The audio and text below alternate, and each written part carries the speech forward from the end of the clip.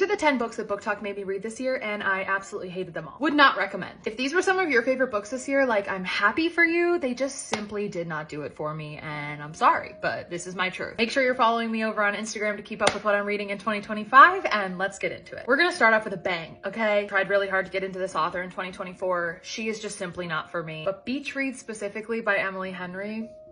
Huh?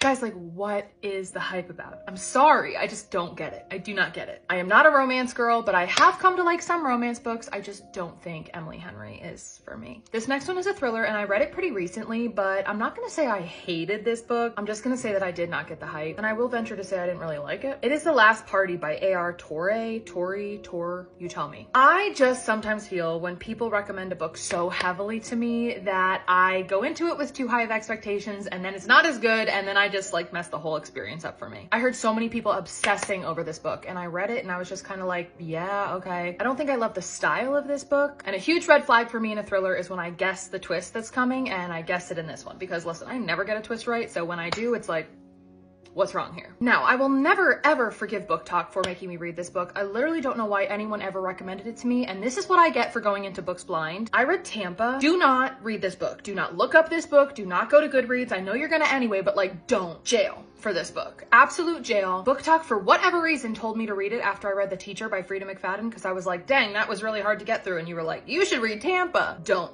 read Tampa. Do not read Tampa. If I've said it once, I'll say it again. Do not read Tampa. Now that we got that out of the way, these next two thrillers I'm gonna hate on till the day is long. I'm sorry. Sometimes I Lie put me in such a reading slump. This book took me weeks to get through. I did not like anything about it. I don't know why. Like, I literally couldn't even tell you what it was about. I don't know if I was just missing something. It just like simply did not hit for me. I didn't like it at all. I like Alice Feeney typically. This one just like was not it for me. It wasn't it. It wasn't it. And the last one, I feel confident in saying that like I would simply not recommend it. This book was everywhere at the start of 2024, and I just thought it was a big fat flop. First Lie wins. This book is all over the place. It was super, super hard to follow. It was kind of like a pointless ending, I felt, and like, meh. I read a lot of these kinds of books, so like when I just simply do not like them, it's pretty obvious to me. I don't love every thriller I read, obviously, but I can at least say I like a lot of them that I read. Some of these just no, just simply no. So that's that. Go to part 2 for the rest of this list.